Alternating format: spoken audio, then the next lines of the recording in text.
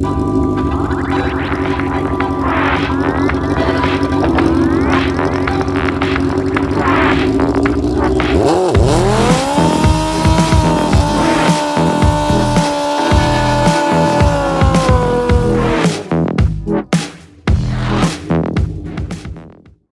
guys, and welcome back to the Ringer 57 YouTube channel. As y'all know, I've been kind of frustrated with this bike. It's been pissing me off. So this last round of work I did off camera, just to see, work through it, not have to worry about filming or any of that BS. And successful. We're successful. Let's go over what we've done.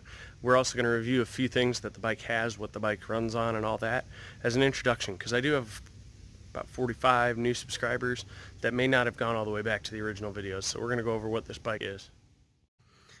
Alrighty guys, and most of you know this bike. This is Suzuki. This is my Nitrous drag bandit, okay? The basics of it, it is a completely drag bike. It will not do street for more than 10 or 15 minutes, maybe 20. No charging system, EFI converted Nitrous monster. So, let's go front to back. Covering everything that's been done to it, ish. Darn traffic. Anyway, the battery's been relocated to the front. It has an anti-gravity 8-cell battery. All the relays are up in the front. Micro squirt relay for the ECU. The ECU then turns on this relay. This is the main relay for the entire bike, and this relay is the starter relay. So, what have we added? Up front, we have added a pressure switch to the clutch, so the launch is no longer... There would be launch, there would be no launch. Instead, the launch shuts off all the way out here.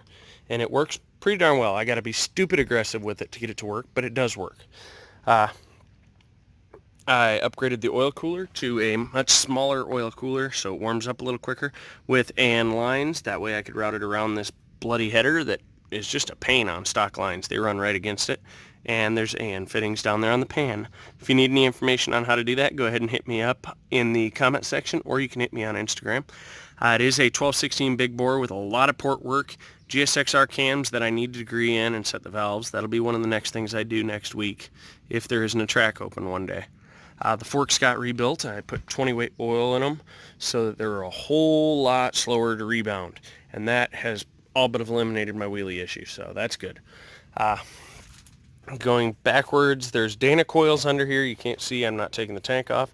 Gsxr 1000 throttle bodies. Gsxr 440 injectors. Them are bloody expensive little buggers. Custom fuel rail, AN lines, K-motor, fuel pressure regulator, Proton nitrous solenoids, Piranha nozzles. This is a wet kit, however I have it set up dry right now. These are blanked, and the fuel solenoid does not have a supply. That would be this line. I have the line inside to run to it. However, with the bigger injectors, I'm able to fine-tune it better through the tune doing dry than I am doing wet. If I ever got into something serious like 150 plus shot, I would definitely need a wet kit. May just turn this into a 2-stage dry, because I do have the ability to do 2 stages of nitrous controlled by the micro. One on a button and one following right afterwards. So, that's good. 16-tooth front sprocket, MPS Sport Bike Air Shifter Kit. The Mac valve is up under there. That'd be that right there. Warbro 255 liter per hour fuel pump. GM map sensor, GM oil pressure, oil temp sensor down on the bottom of the pan, intake air temp sensor just outside of the throttle bodies. The relays here, they control the nitrous. Everything's through this fuse box that's powered on by the main relay. When the ECU is on, it will tell everything else to turn on. Our Ryan Schlitz Racing air shifter module, this is one of the new installations. This switch allows me to arm or disarm it. It must be armed in order for the button to work up front, which would be this button. Disarmed allows me to make adjustments to the module. Serial to Bluetooth adapter for the micro to allow me to use Shadow Dash on my phone, which mounts up in this lovely quad lock here. And it also provides me a source for data logging. Innovate wideband, that is mounted up in a real pain in the neck location down here. So you can't see it in there, but it's in there. I added a onboard air compressor which was an amazing addition. This is my new favorite thing. You push the button up here. Here we go. Push this button here and the air compressor turns on. Actually, I can do it.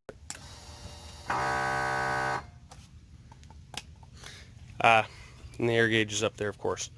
I have a glow shift nitrous pressure sensor wired up to a glow shift nitrous pressure gauge. Purge is up here, so I can control my nitrous pressure and clear my system before it runs. I don't get smacked in the face when it bucks. Mtc,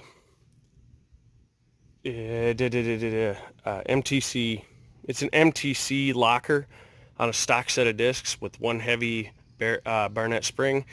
However, the locker was ordered through damn, I'm brain farting. Well, I'm not editing this, so in any case, it's an MTC ordered through MPS. MPS is the supplier on that. Evil swing arm, 9 to 14 over. I'm set at about 10 or 12 right now, probably close to 12, with a hugger on it and the nitrous bottle and in-arm air tank. Yeah, I've done a lot to this thing. A buttload. That Sidewinder sucks on the street, so don't think about it if you ever want to turn. I've got a Michelin Power RS tire on there right now. I do have a Shinko hookup if I ever manage to make that thing spin, but right now I never turn this bike, so you can tell how much contact patch I have. This tire's aired way down. It's at like 10 psi right now, but that's how much of my tire's making contact during the run. I may reduce that a little bit when I go to the track, just to see. It depends on the track, how sticky they are or how not sticky. There's my intake air sensor down there. Gsxr 1000 shock. I did get that adjusted today, so it has as little compression resistance as possible, but every bit of rebound setup as I can get.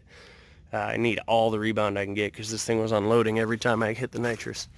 It is on a 75 shot of nitrous right now, which is pretty big for this bike right now, but it can go all the way up to like 120.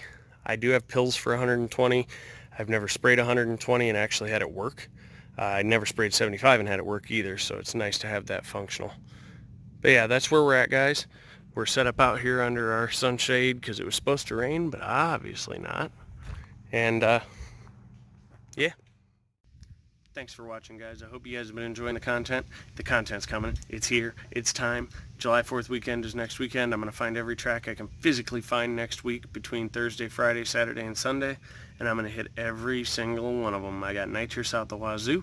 I'm about to throw the nitrous on the booze over there and go kill that tank because I need a full tank and he'll only fill it if it's empty, so I might as well use it, right? And yeah. Thanks again. Later.